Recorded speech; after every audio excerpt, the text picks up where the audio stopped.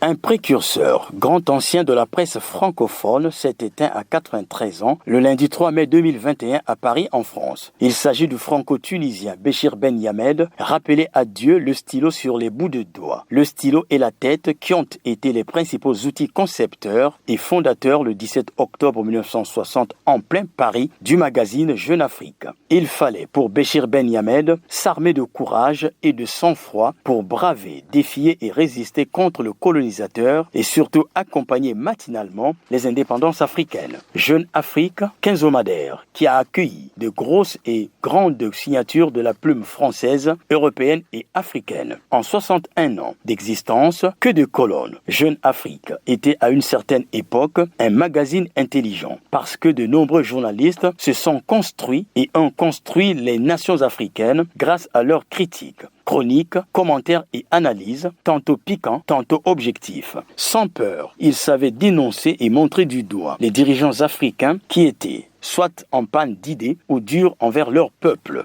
Voici un échantillon du Gotha des journalistes écrivains qui ont marqué avec brio la presse africaine de l'Hexagone. Des noms cités sur les lèvres des lecteurs africains et européens comme le franco-togolais Jean-Baptiste Plaka, le malgache Senen André Amirado, le camerounais Blaise Pascal Talla, le béninois Francis Patiné et le guinéen Siradou Diallo. Un seul Congolais a travaillé à Jeune Afrique les années 1970 et 1980. Jean-Bruno Thiam, un ancien journaliste de Radio Congo. Le talent de ses chevaliers a propulsé au firmament de la presse Jeune Afrique, devenue une entreprise de presse rayonnant à l'échelon mondial. De même que son fondateur Béchir Ben Yamed a rencontré et interviewé de nombreux chefs d'État et leaders des 5 continents.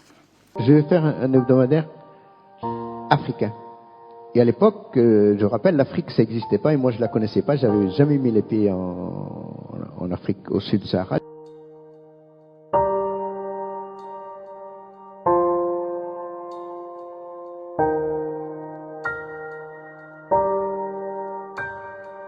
Il a su imposer, avec le professionnalisme qui le caractérisait, un éditorial devenu un label intitulé « Ce que je crois », une écriture école. Prestigieuse maison commune de la presse francophone africaine au pays des Blancs, les grands observateurs n'ont pas tardé de qualifier le magazine Jeune Afrique de 55e pays africain basé en France. Que dire alors de Jeune Afrique? Élèves et étudiants des années 1970 et 1980 se souviennent que Jeune Afrique fut pour eux un document référentiel hautement pédagogique dans les recherches qui venaient meubler ou appuyer les devoirs, les partiels, les sessions, les mémoires, les thèmes et autres examens. Il fut aussi un centre de documentation à consulter de façon permanente pour se ressourcer en informations, quels que soient les domaines. Béchir Ben Yamed est parti, vive Jeune Afrique continue son combat.